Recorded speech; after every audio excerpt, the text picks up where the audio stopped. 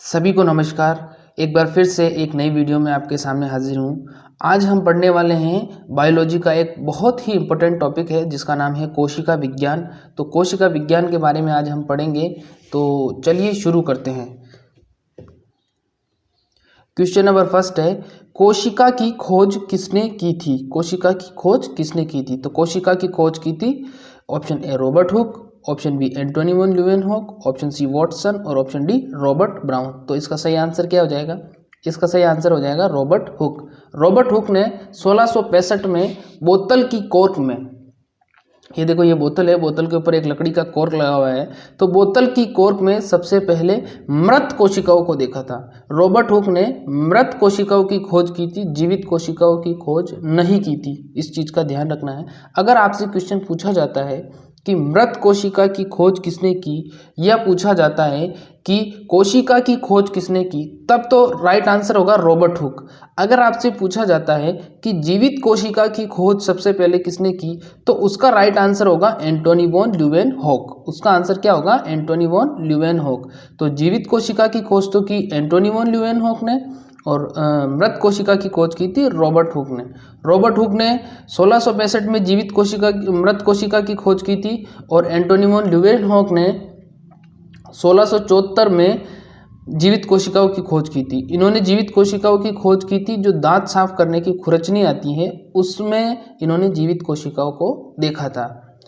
अब यहाँ पर एक क्वेश्चन और आता है, यानी कि कोशिका या सेल, कोशिका या सेल जो शब्द है वो किस भाषा का है? तो कोशिका या सेल शब्द जो है वो है लैटिन भाषा का एक शब्द है।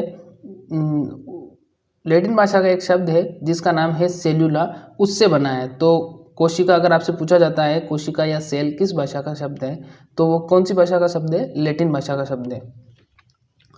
चलिए आगे बढ़ते हैं। क्वेश्चन नंबर दूसरा है, कोशिका सिद्धांत का प्रतिपादन किसने किया? यानी कि जो सेल थ्योरी है या सेल प्रिंसिपल है वो किसने दिया? कोशिका सिद्धांत का प्रतिपादन किसने किया था? तो ऑप्शन ए है नॉल व रस्का, ऑप्शन बी वाटसन व क्रिक, ऑप्शन सी स्वान व स्लाइडेन और ऑप्शन डी हुक व ब्राउन। तो इसका राइट आंसर क्या हो जाएगा?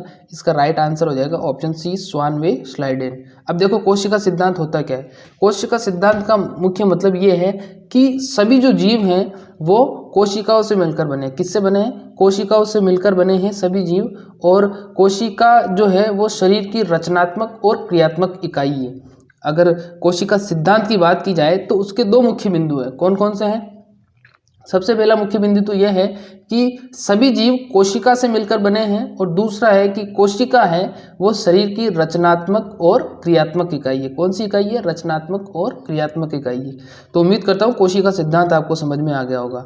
कोशिका सिद्धांत किसने दिया था? कोशिका सिद्धांत दिया था स्वान व स्लाइडेन ने। स्वान व स्लाइडेन ने कोशिका सिद्धांत दिया था। और ये जो स्वान नामक साइंटिस्ट थे ये जंतु वैज्ञानिक थे, और जो स्लाइडेन नामक साइंटिस्ट थे ये एक वनस्पतिक वैज्ञानिक थे। ये इन दोनों ने मिलकर कोशिका सिद्धांत दिया था। कोशिका सिद्धांत को एक बार फिर से समझा देता हूँ। इसके दो मुख्य बिंदु हैं। पहला मुख्य बिंदु तो ये है कि सभी जीव कोशिका से मिलकर बने हैं। फिर उसके बाद में दूसरा बिंदु है कि कोशिका शरीर की रचनात्मक और क्रियात्मक इकाई है। कौन सी है? रचनात्मक और क्रियात्मक इकाई। अगर आपसे क्वेश्चन पूछा जाता है कि शरीर की रचनात्मक व क्रियात्मक इकाई कौन सी है, तो उसका राइट आंसर क्या होगा? उसका राइट आंसर होगा कोशिका। चलिए अगले क्वेश्चन की तरफ बढ़ते हैं। नेक्स्ट क्वेश्चन नंबर तीसरा है, कोशिका का अधिकांश भाग किसका बना होता है? कोशिका का अधिकांश भाग किसका बना होता है? किसका बना होता है? ऑप्शन ए देखते हैं। ऑप्शन ए जल, option B protein, option C cellulose और ऑप्शन डी वसा। तो कोशिका का जो अधिकांश भाग है वो किसका बना होता है? वो बना होता है जल का। किसका बना होता है? जल का बना होता है। चलिए अगले क्वेश्चन की तरफ बढ़ते हैं। अगला क्वेश्चन है, जीवन का भौतिक आधार क्या है? जीवन का भौतिक आधार क्या है? तो जीवन का भौतिक आधार क्या है? ऑप्शन देखते हैं। ऑप्शन ए जल, option B protein, option C cellulose और ऑप्शन डी जीवद्रव। तो जीवद्रव क्या है? जीवन का भौतिक आधार। जीवद्रव को क्या बोला जाता है? जीवद्रव को बोला जाता है प्रोटोप्लास्ट। इंग्लिश में इसको क्या बोला जाता है? प्रोटोप्लास्ट। अब जीवद्रव होता क्या है? जो कोशिका होती है, कोशिका के अंदर जो एक लिक्विड भरा होता है वो क्या कहलाता है? वो कहलाता है जीवद्रव। वो क्या कहलाता है? जीवद्रव कहलाता है। और जीवद्रव को दो भागों में विभाजित किया गया है। कितने भागों में विभाजित किया गया है? 2 भागों में विभाजित किया गया है। इसमें से एक भाग तो है केंद्रक और दूसरा भाग है कोशिका द्रव। एक भाग तो है केंद्रक और दूसरा भाग क्या है? कोशिका द्रव। अब आपको इमेज के थ्रू समझाता हूँ मैं। देखो ये कोशिका है, कोशिका में इसके सेंटर में ये क्या है? ये है केंद्रक, और केंद्रक के अलावा जो भी इसमें कोशिकांग और तैर रहे हैं और इसके अलावा जो भी इसमें लिक्विड भरा हुआ है वो कोशिका द्रव है। तो जीव द्रव के कितने भाग हो गए? एक भाग तो हो गया केंद्रक और दूसरा भाग क्या हो गया? दूसरा भाग हो गया कोशिका द्रव। तो उम्मीद करता हूँ समझ में आ गया होगा आपको। चलिए अगले क्वेश्चन की तरफ बढ़ते हैं। क्वेश्चन नंबर 5 है, इलेक्ट्रॉन माइक्रोस्कोप का आविष्कार किसने किया? बहुत ही इंपॉर्टेंट क्वेश्चन है। इलेक्ट्रॉन माइक्रोस्कोप का आविष्कार किसने किया? तो इलेक्ट्रॉन माइक्रोस्कोप का आविष्कार किसने किया? ऑप्शन देखते हैं। ऑप्शन ए है नोल वे रस्का, ऑप्शन बी स्वान वे स्लीडेन, ऑप्शन सी वॉटसन वे क्रिक और ऑप्शन डी हुक वे ब्राउन। तो जो इलेक्ट्रॉन माइक्रोस्कोप है उसका आविष्कार किसने किया था? उसका आविष्कार किया था नोल वे रस्का ने। ये दोनों जर्मनी के वैज्ञानिक थे, जर्मनी के वैज्ञानिक थे और ये बर्लिन यूनिवर्सिटी में पढ़ते थे। बर्लिन यूनिवर्सिटी में ये पढ़ते थे। उसी दौरान इन दोनों की आपस में मुलाकात हुई, इन दोनों साइंटिस्ट की, और इन्होंने मिलकर इलेक्ट्रॉन माइक्रोस्कोप का आविष्कार किया था।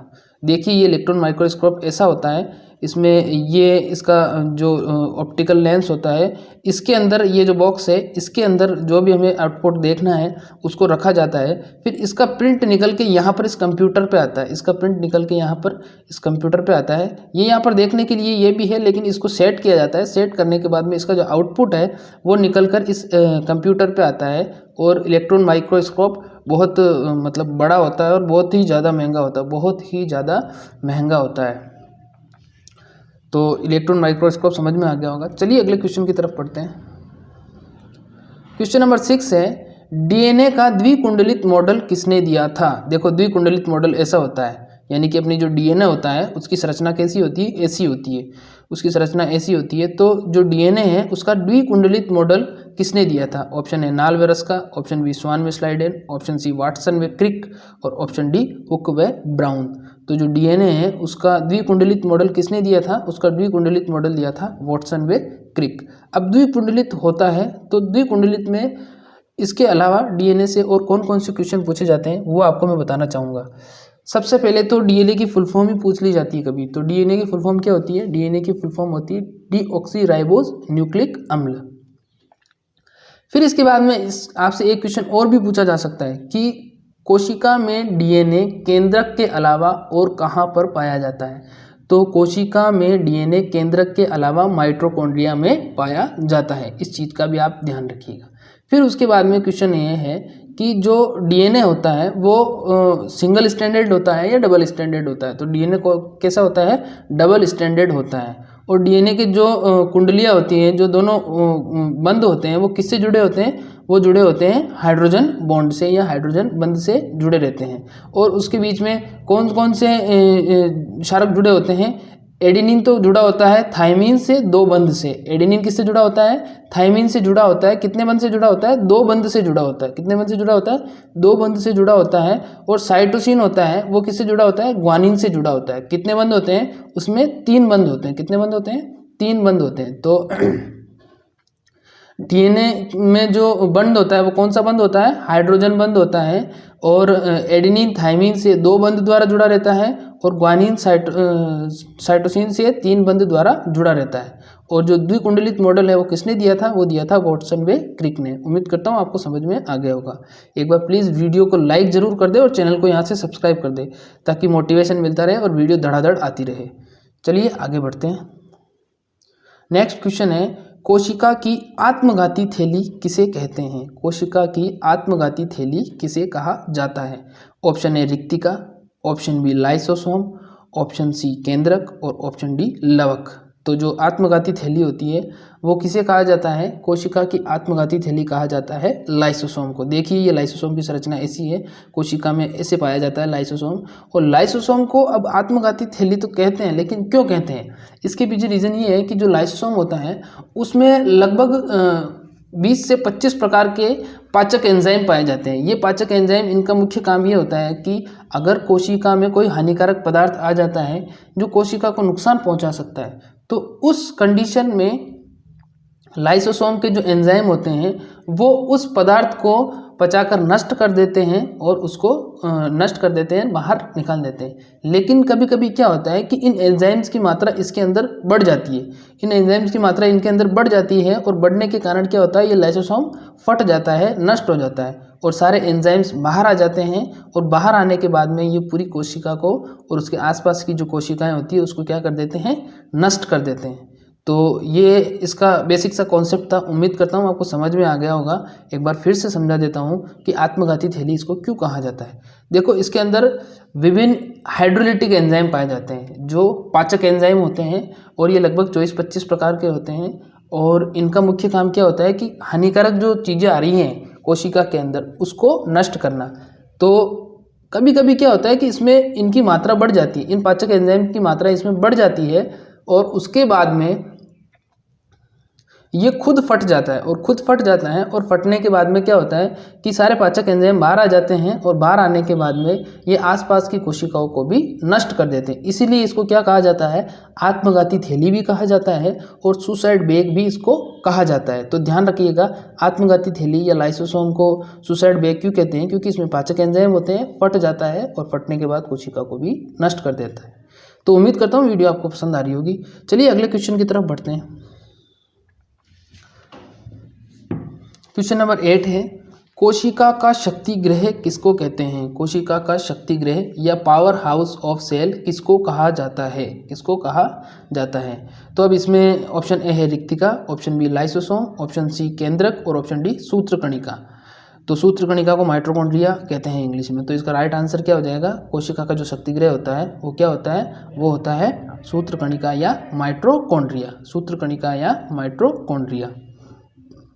इसकी संरचना ऐसी होती है और ये कोशिकांग है और कोशिका के अंदर पाया जाता है। मैंने जब डीएनए पढ़ाया था तो उसमें मैंने बताया था कि कोशिका में डीएनए केंद्रक के अलावा और कहाँ पर पाया जाता है, और पाया जाता है डीएनए किसमें पाया जाता है, माइटोकॉन्ड्रिया में। माइटोकॉन्ड्रिया का हिंदी में कहते हैं सूत्रकणिका और इंग्लिश में कहते हैं माइटोकॉन्ड्रिया। तो जो कोशिका का शक्ति गृह है वो किसको कहा जाता है, सूत्रकणिका को कहा जाता है। अब क्यों कहा जाता है सूत्रकणिका को शक्ति गृह क्यों कहा जाता है, क्योंकि इसमें ऐसा होता है कि जो कोशिका होती है उसके अंदर जो माइटोकॉन्ड्रिया पाया जाता है वो करता है कोशिकीय श्वसन। क्या करता है, कोशिकीय श्वसन करता है और कोशिकीय श्वसन के दौरान वो एटीपी ऊर्जा बनाता है। कौन सी ऊर्जा बनाता है, एटीपी, यानी कि एडिनोसिन ट्राइफॉस्फेट एटीपी ऊर्जा बनाता है और एटीपी ऊर्जा कोशिका को प्रदान करता है। इसीलिए इसको क्या करते हैं, क्या कहते हैं, कोशिका का शक्ति गृह कहते हैं। तो क्वेश्चन आपसे ऐसे भी पूछा जा सकता है कि कोशिका में कोशिकीय श्वसन कहाँ पर होता है या कौन सा अंग करता है। तो कोशिकीय श्वसन कौन सा अंग करता है, सूत्रकणिका या माइटोकॉन्ड्रिया। कौन करता है, सूत्रकणिका या माइटोकॉन्ड्रिया कोशिकीय श्वसन करता है। इसमें कौन सी ऊर्जा बनती है, एटीपी ऊर्जा बनती है। अब एटीपी की फुल फॉर्म भी पूछी जा सकती है आपसे। एटीपी की फुल फॉर्म क्या होती है, एडिनोसिन ट्राइफॉस्फेट। क्या है, एडिनोसिन ट्राइफॉस्फेट एटीपी की फुल फॉर्म है। तो इसको भी ध्यान रख लीजिएगा। मैंने इस वीडियो में लगभग जितने भी सेल बायो से यानी कि कोशिका विज्ञान से जितने भी प्रश्न बनने वाले हैं उन सभी को मैंने इसमें शामिल किया है। तो प्लीज़ वीडियो को एक बार लाइक कर दीजिए और चैनल को सब्सक्राइब कर दीजिए ताकि नेक्स्ट इससे भी ज़्यादा अच्छी वीडियोस आपको उपलब्ध करवाई जाएगी। चलिए अगले क्वेश्चन की तरफ बढ़ते हैं। अगला क्वेश्चन है नेक्स्ट क्वेश्चन नंबर 9, ग्लूकोज के एक अणु के पूर्ण ऑक्सीकरण होने पर कितने एटीपी ऊर्जा प्राप्त होती है। यानी कि जो ग्लूकोज का एक अणु है वो पूर्ण उसका ऑक्सीकरण हो जाता है तो उससे कितनी एटीपी मिलती है। तो उससे कितनी एटीपी मिलती है, ऑप्शन देखते हैं। ऑप्शन है 22 ATP, option B 28 ATP, option C 36 ATP और ऑप्शन डी 20 एटीपी। तो इसका राइट आंसर क्या हो जाएगा, इसका राइट आंसर हो जाएगा कि जो ग्लूकोज का एक अणु होता है उससे कितने मिलते हैं, उससे 38 एटीपी बनते हैं। यहाँ पर 36 नहीं, यहाँ पर 38 आएगा। 38 एटीपी का निर्माण होता है। एटीपी की फुल फॉर्म मैंने आपको बताई थी, एडिनोसिन ट्राइफॉस्फेट। अब देखो कि जो ऑक्सीकरण होता है उसके अलावा एक चीज़ और बता देता हूँ आपको। कोशिका में जो श्वसन होता है वो दो प्रकार का होता है। यानी कि एक तो होता है ऑक्सी श्वसन और एक होता है अनोक्सी श्वसन। ऑक्सी श्वसन तो होता है ऑक्सीजन की उपस्थिति में और जो अनोक्सी श्वसन होता है वो होता है ऑक्सीजन की अनुपस्थिति में। अगर आपसे पूछा जाए कि ऑक्सी श्वसन के दौरान कितने एटीपी बनते हैं तो ऑक्सी श्वसन के दौरान तो 36 एटीपी बनते हैं। अगर आपसे पूछा जाए कि अनोक्सी श्वसन के दौरान कितने एटीपी बनते हैं, तो अनोक्सी श्वसन के दौरान कितने एटीपी बनते हैं? 2 एटीपी बनते हैं। कितने बनते हैं? 2 एटीपी बनते हैं। और ये सारी प्रोसेस कहाँ पर होती है? ये सारी प्रोसेस होती है माइटोकॉन्ड्रिया में। अभी पिछले क्वेश्चन में मैंने आपको बताया था कि कोशिकीय श्वसन कहाँ पर होता है? माइटोकॉन्ड्रिया में होता है। और माइटोकॉन्ड्रिया में ही ऑक्सी श्वसन और अनोक्सी श्वसन होता है। ऑक्सी श्वसन में तो 36 एटीपी बनते हैं, क्योंकि ऑक्सी श्वसन ऑक्सीजन की अनुपस्थिति में होता है, और अनोक्सी श्वसन में 2 एटीपी बनते हैं। ऑक्सी श्वसन अनोक्सी श्वसन ऑक्सीजन की अनुपस्थिति में होता है। चलिए आगे बात करते हैं। क्वेश्चन नंबर 10, गुणसूत्र किसके बने होते हैं? क्वेश्चन है गुणसूत्र यानी कि जो क्रोमोसोम है वो किसके बने होते हैं? Option A DNA plus histone protein, option B DNA plus RNA, option C DNA plus वसा, और option D RNA plus calcium. RNA plus calcium. तो जो गुणसूत्र यानी कि क्रोमोसोम होते हैं वो किसके बने होते हैं? वो बने होते हैं डीएनए प्लस हिस्टोन प्रोटीन के। किसके बने होते हैं? डीएनए प्लस हिस्टोन प्रोटीन के बने होते हैं। गुणसूत्र किसके बने होते हैं? डीएनए प्लस हिस्टोन प्रोटीन के। ये यहाँ पर इमेज जो आ रही है ये गुणसूत्र की है, यानी कि गुणसूत्र इस प्रकार का होता है। गुणसूत्र कहाँ पर होते हैं? गुणसूत्र होते हैं केंद्रक में डीएनए पर। फिर इसके बाद में अगला क्वेश्चन है क्वेश्चन नंबर 11, गुणसूत्र की खोज किसने की थी? गुणसूत्र की खोज किसने की थी? Option A Waldeyer, option C Wilhelm von Nageli, option C Watson, और ऑप्शन डी रॉबर्ट हुक। तो जो गुणसूत्र की खोज की थी वो खोज तो की थी विल्हेल्म वॉन नागिली। किसने की थी? Wilhelm von Nageli. रट लीजिएगा इसको, विल्हेल्म वॉन नागिली ने गुणसूत्र की खोज की थी। और अगर आपसे पूछा जाए कि गुणसूत्र नाम किसने दिया, यानी कि क्रोमोसोम नाम किसने दिया, तो वो नाम दिया था वोल्डेयर ने। किसने दिया था? वोल्डेयर ने। नाम किसने दिया था? वोल्डेयर ने दिया था। और खोज की थी विल्हेल्म वॉन नागिली ने। चलिए अगले क्वेश्चन की तरफ बढ़ते हैं। अगला क्वेश्चन है क्वेश्चन नंबर 12, राइबोसोम की खोज किसने की थी? राइबोसोम की खोज किसने की थी? Option A Waldeyer, option B Wilhelm von Nageli, option C Watson, और option D George पेलेडे।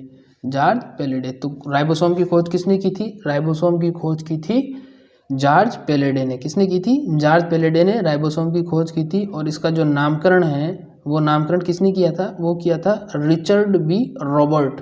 Richard B Robert ने तो राइबोसोम नाम दिया था और खोज की थी जॉर्ज पेलेडे ने। किसने की थी? जॉर्ज पेलेडे ने इसकी खोज की थी।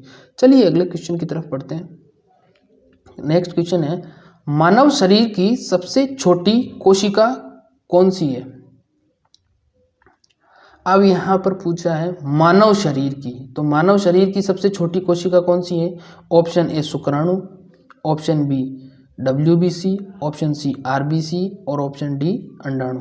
तो जो मानव शरीर की सबसे छोटी कोशिका है वो कौन सी है? शुक्राणु, यानी कि स्पर्म, यानी कि जो बॉय या लड़के में जो स्पर्म पाए जाते हैं, शुक्राणु पाए जाते हैं, वो मानव शरीर की सबसे छोटी कोशिका है।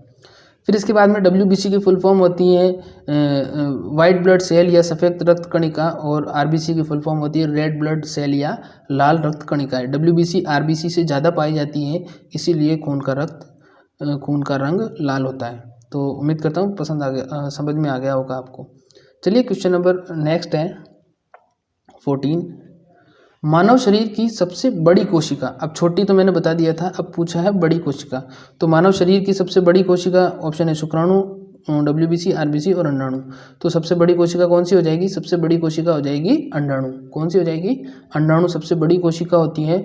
और ये जो फीमेल होती है यानी कि औरत होती है, उसका जो अंडा होता है वो शरीर की सबसे बड़ी कोशिका होती है।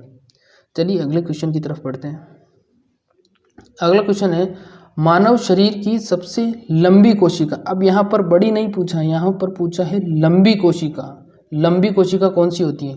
ऑप्शन ए शुक्राणु, option B WBC, option C तंत्रिका कोशिका, और ऑप्शन डी अंडाणु। तो देख लीजिए यहाँ पर फोटो शो हो रहा है, ये तंत्रिका कोशिका है और ये मानव शरीर की सबसे लंबी कोशिका मानी जाती है। ये तंत्रिका कोशिका है और मानव शरीर की ये सबसे लंबी कोशिका मानी जाती है। तो बहुत इंपॉर्टेंट क्वेश्चन है ये, लगभग हर एग्जाम में पूछा जाता है। फिर क्वेश्चन नंबर 14 के बाद में, क्वेश्चन नंबर 15 के बाद में क्वेश्चन नंबर 16 है, सबसे बड़ी कोशिका है, सबसे बड़ी कोशिका है, सबसे बड़ी कोशिका पूछा है। ऑप्शन है शुक्राणु, ऑप्शन बी शुतुरमुर्ग का अंडा, ऑप्शन सी तंत्रिका कोशिका और ऑप्शन डी डायनासोर का अंडा। तो जो सबसे बड़ी कोशिका है वो किसको माना जाता है, वो माना जाता है शुतुरमुर्ग के अंडे को। ये देखिए इतना बड़ा होता है शुतुरमुर्ग का अंडा, और जो शुतुरमुर्ग का अंडा होता है उसका वजन होता है लगभग 1400 ग्राम, यानी कि 1 किलोग्राम और 400 ग्राम होता है उसका वजन। और ये जो मुर्गी का अंडा होता है उससे 20 गुना बड़ा होता है, मुर्गी का जो अंडा होता है उससे 20 गुना बड़ा होता है। ये आप अंदाज़ा लगा सकते हैं कि अब कितना बड़ा अंडा होता होगा। तो ये यहाँ पर फोटो में शो भी हो रहा है। तो शुतुरमुर्ग का जो अंडा होता है उसका वजन भी याद कर लीजिएगा, 1 किलोग्राम और 400 ग्राम, यानी कि 1400 ग्राम उसमें वजन होता है औसतन। और ये मुर्गी के अंडे से 20 गुना बड़ा होता है। कितना बड़ा होता है, मुर्गी के अंडे से 20 गुना बड़ा होता है। तो सबसे बड़ी कोशिका इस यूनिवर्स में, सबसे बड़ी कोशिका कौन सी है, शुतुरमुर्ग का अंडा। अगर मनुष्य की पूछी जाए तो सबसे छोटी तो शुक्राणु और सबसे बड़ी है अंडाणु। चलिए अगले क्वेश्चन की तरफ बढ़ते हैं।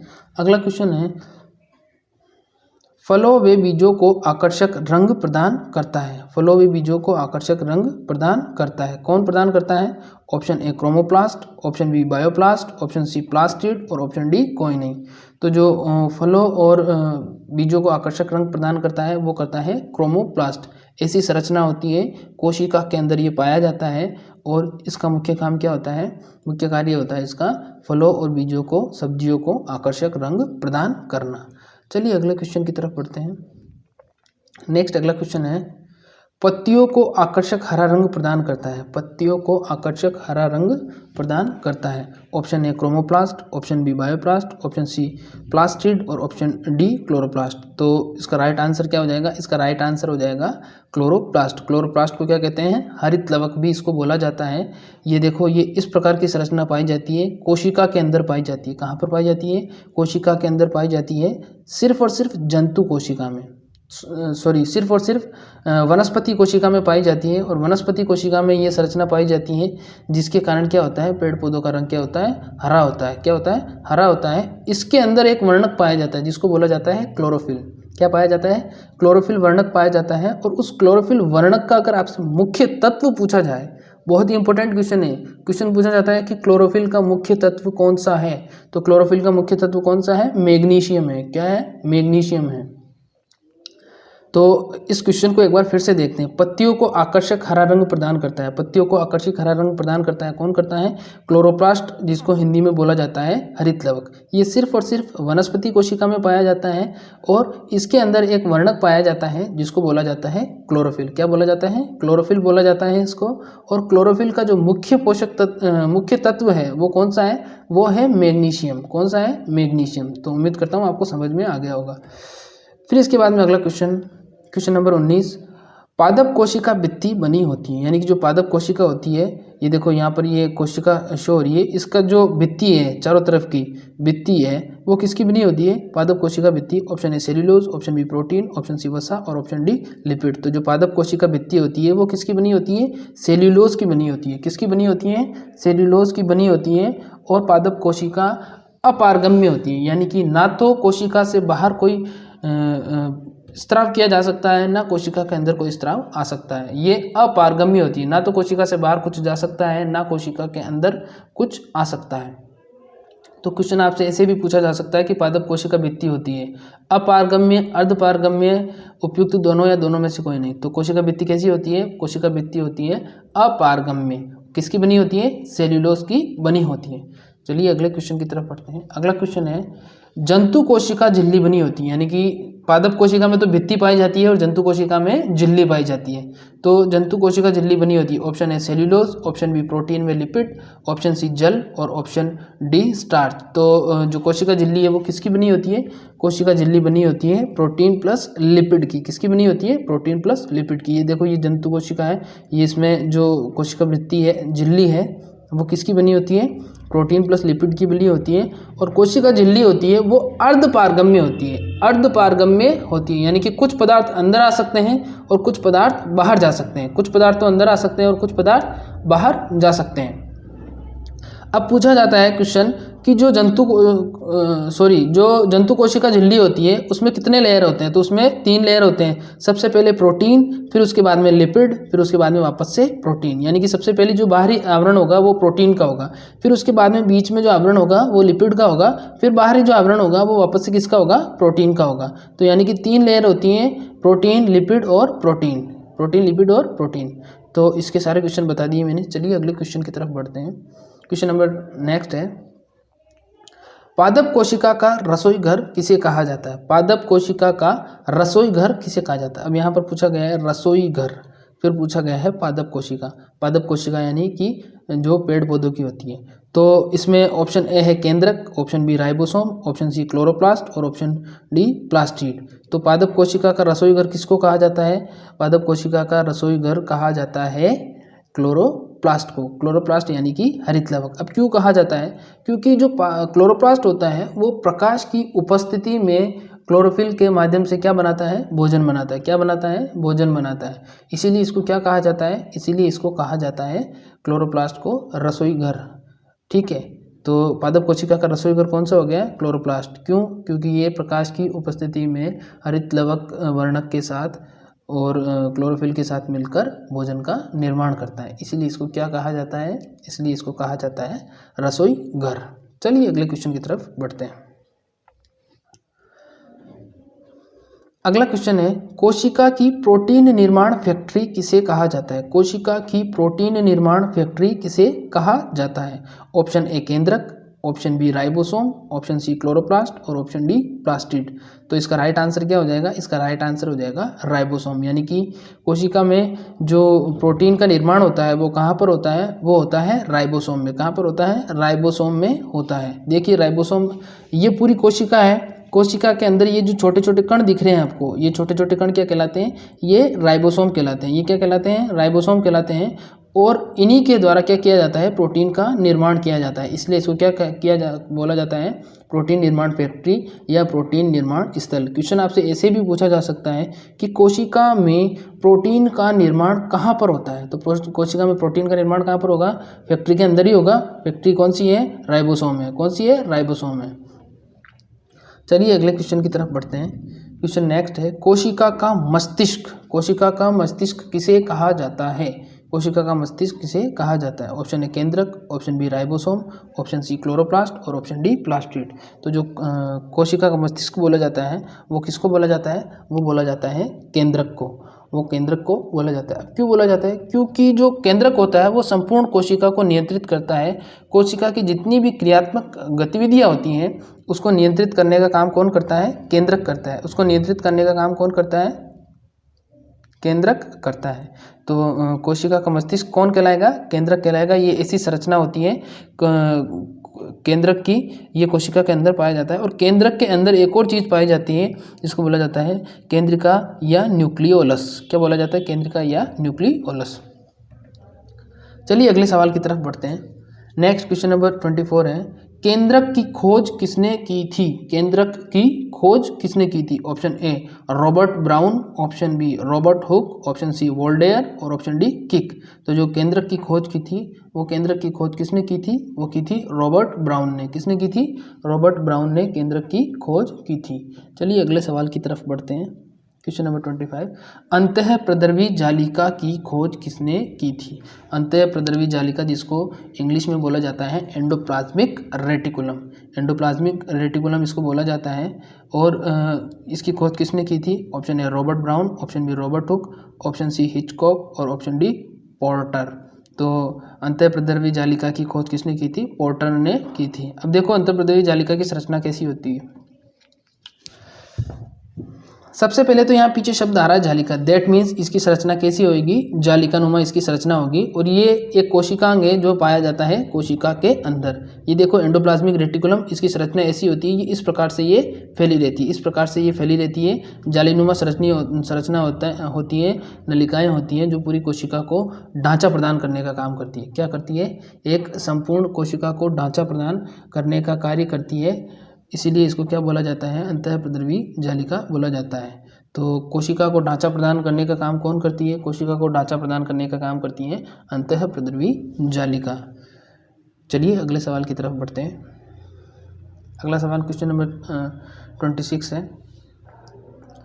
कोशिका में केंद्रक के अलावा डीएनए और कहाँ पाया जाता है। क्वेश्चन मैंने पहले भी बताया था आपको, कोशिका में केंद्रक के अलावा डीएनए और कहाँ पर पाया जाता है। ऑप्शन ए हरित लवक, ऑप्शन बी सूत्रकणिका, ऑप्शन सी जीवद्रव और ऑप्शन डी राइबोसोम। तो कोशिका में केंद्रक के अलावा हरित डीएनए कहाँ पर पाया जाता है, सूत्रकणिका में पाया जाता है। कहाँ पर पाया जाता है, सूत्रकणिका में पाया जाता है। कोशिका में केंद्रक के अलावा डीएनए और कहाँ पाया जाता है, सूत्रकणिका में पाया जाता है। सूत्रकणिका को क्या कहते हैं, सूत्रकणिका को बोला जाता है माइटोकॉन्ड्रिया। तो उम्मीद करता हूँ आपको समझ में आ गया होगा। चलिए नेक्स्ट क्वेश्चन है हमारा 27 क्वेश्चन है, विशेष कार्य करने वाले कोशिका समूह कहलाते हैं। विशेष कार्य करने वाले कोशिका समूह कहलाते हैं, क्या कहलाते हैं। ऑप्शन ए उत्तक, ऑप्शन बी कोशिका, ऑप्शन सी लवक और ऑप्शन डी प्लास्टिड।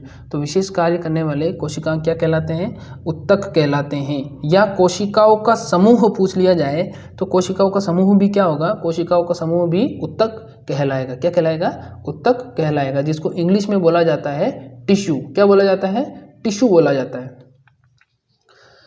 तो चलिए अगले सवाल की तरफ बढ़ते हैं। नेक्स्ट क्वेश्चन है, कोशिका में श्वसन क्रिया कहाँ पर होती है। पहले मैंने आपको समझाया था, कोशिका में श्वसन क्रिया कहाँ पर होती है। Option A ribosome, option B उत्तक, ऑप्शन सी लवक और ऑप्शन डी सूत्रकणिका। तो कोशिका में श्वसन क्रिया कहाँ पर होती है, सूत्रकणिका या माइटोकॉन्ड्रिया में होती है। देखो अगर कोशिका से आपसे सवाल पूछा जाएगा तो 80% चांसेस आपके यही रहते हैं कि सवाल सूत्रकणिका या माइटोकॉन्ड्रिया से पूछा जाए, सूत्रकणिका या माइटोकॉन्ड्रिया से पूछा जाए। तो कोशिका में श्वसन क्रिया कहाँ पर होती है, सूत्रकणिका में या माइटोकॉन्ड्रिया में होती है।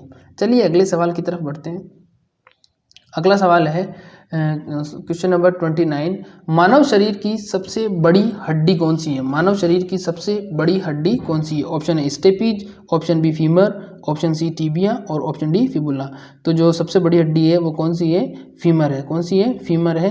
ये देखिए, ये यहाँ से लगाकर ये यहाँ तक जो हड्डी होती है, ये जांघ की जो हड्डी होती है वो कौन सी हड्डी होती है, वो फीमर हड्डी होती है। और सबसे भारी हड्डी होती है, ये सबसे भारी हड्डी भी होती है और सबसे बड़ी लंबी हड्डी भी माना जाता है इसको।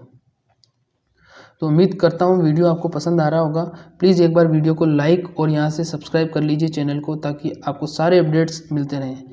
चलिए अगले सवाल की तरफ पढ़ते हैं। अगला सवाल नेक्स्ट है, मानव शरीर की सबसे छोटी हड्डी किसे कहा जाता है। मानव शरीर की सबसे छोटी हड्डी किसे कहा जाता है। Option A stapes, option B femur, option C tibia और ऑप्शन डी फिबुला। तो जो स्टेपीज है उसको क्या कहा जाता है, मानव शरीर की सबसे छोटी हड्डी। ये देखिए, ये कान के अंदर होती है। ये जो स्टेपीज हड्डी होती है ये कहाँ पर होती है, ये कान के अंदर होती है। ये देखो, ये कान की संरचना है, ये कान का बाहरी आवरण है और इसके अंदर ये यहाँ पर पाई जाती है स्टेपीज। कहाँ पर पाई जाती है, स्टेपीज हड्डी यहाँ पर पाई जाती है। तो सबसे छोटी हड्डी कौन सी है, सबसे छोटी हड्डी है मानव की सबसे छोटी हड्डी कौन सी है, स्टेपीज है। कौन सी है, स्टेपीज है। चलिए अगले सवाल की तरफ बढ़ते हैं। अगला सवाल है, कोशिका में गुणसूत्र कहाँ पाए जाते हैं। कोशिका में गुणसूत्र कहाँ पाए जाते हैं। Option A DNA, option B RNA, option C plastid और ऑप्शन डी लवक। तो कोशिका में डीएनए कहाँ पर पाए जाते हैं, कोशिका में गुणसूत्र कहाँ पर पाए जाते हैं, गुणसूत्र पाए जाते हैं डीएनए पर। देखो ये डीएनए की संरचना होती है, मैंने पहले भी बताया था, इसमें हाइड्रोजन बंध से ही जुड़े रहते हैं और इन्हीं पर क्या होते हैं, गुणसूत्र होते हैं, लगे होते हैं। तो डीएनए पर ही क्या होते हैं, गुणसूत्र लगे होते हैं। चलिए अगले सवाल की तरफ पढ़ते हैं। अगला सवाल है, केंद्रक का अध्ययन क्या कहलाता है। केंद्रक का अध्ययन क्या कहलाता है। Option A cytology, option B karyology, option C neurology और ऑप्शन डी कोई नहीं। तो जो केंद्रक का अध्ययन है वो क्या कहलाता है, वो कहलाता है कैरियोलॉजी। क्या कहलाता है, कैरियोलॉजी। अगर आपसे पूछ लिया जाए कि कोशिका का अध्ययन क्या कहलाता है, तो कोशिका का अध्ययन क्या कहलाता है, कोशिका का अध्ययन कहलाता है साइटोलॉजी। क्या कहलाता है, साइटोलॉजी कहलाता है। और केंद्रक का अध्ययन क्या कहलाता है, कैरियोलॉजी। चलिए अगले सवाल की तरफ बढ़ते हैं। नेक्स्ट अगला सवाल है, जीवद्रव शब्द का प्रयोग सबसे पहले किसने किया था। जीवद्रव शब्द का प्रयोग सबसे पहले किसने किया था। Option A Purkinje, option B Watson, option C किक और ऑप्शन डी कोई नहीं। तो जो जीवद्रव शब्द का प्रयोग किया था, अब देखिए यहाँ पर समझाता हूँ आपको जीवद्रव शब्द कौन सा है। जीवद्रव शब्द कौन सा है, जीवद्रव शब्द जो है वो किसे कहा जाता है, जीवद्रव कहा जाता है। ये देखो, ये पूरी कोशिका है, कोशिका के अंदर ये लिक्विड भरा होता है जिसमें सभी कोशिकांग तैर रहे होते हैं और इसके बीच में एक केंद्रक होता है। तो ये सब जो कोशिकांग और ये लिक्विड होता है, ये क्या कहलाता है, ये कहलाता है जीवद्रव। क्या कहलाता है, जीवद्रव। और जीवद्रव ही जीवन का भौतिक आधार माना गया है। तो इसमें ऑप्शन ए है Purkinje, option B Watson, option C किक और ऑप्शन डी कोई नहीं। तो जो जीवद्रव शब्द यानी कि प्रोटोप्लास्ट शब्द दिया था वो किसने दिया था, वो दिया था पुरकिंजे ने। किसने दिया था, पुरकिंजे ने दिया था। चलिए अगले सवाल की तरफ बढ़ते हैं। नेक्स्ट है, जीवद्रव जीवन का भौतिक आधार है। जीवद्रव जीवन का भौतिक आधार है, ये किसने कहा था। ऑप्शन है Purkinje, option B Watson, option C किक और ऑप्शन डी हेक्सले। तो जीवद्रव जीवन का भौतिक आधार है, ये किसने कहा था, ये कहा था हेक्सले ने। किसने कहा था, ये कहा था हेक्सले ने कहा था। चलिए अगले लास्ट सवाल की तरफ बढ़ते हैं। लास्ट है, लाइसोसोम की खोज किसने की थी। देखो एक बार फिर से आपसे रिक्वेस्ट है, प्लीज़ चैनल को सब्सक्राइब कर लीजिए। यहाँ से ये जो लाल वाला बटन है इसको दबा दीजिए, जिससे सब्सक्राइब हो जाएगा और ये बिल्कुल फ्री होता है, इसके कोई पैसे नहीं लगते हैं। इससे आपको ही फ़ायदा है कि वीडियो का नोटिफिकेशन आपको जल्दी मिलेगा और आप जल्दी से एक अच्छे इंसान बन पाएंगे। चलिए अब बात करते हैं इस क्वेश्चन की। लाइसोसोम की खोज किसने की थी। Option A de Duve, option B Watson, option C किक, ऑप्शन डी हेक्सले। तो जो लाइसोसोम है, लाइसोसोम की खोज किसने की थी, इसकी खोज की थी डी डुबे ने। देखो ये ऐसी संरचना होती है लाइसोसोम की, पहले भी मैं बता चुका हूँ ऐसी संरचना होती है। और ये 35 मोस्ट इम्पोर्टेंट क्वेश्चन थे मैंने जो आपको अभी बताए। अगर आपको ये वीडियो पसंद आई तो इस वीडियो को आग की तरफ फैला दो। और जाते जाते आपसे एक ही बात कहना चाहूँगा मैं कि प्यार मोहब्बत धोखा है, पढ़ लिख लो बेटा अभी मौका है। Thank you.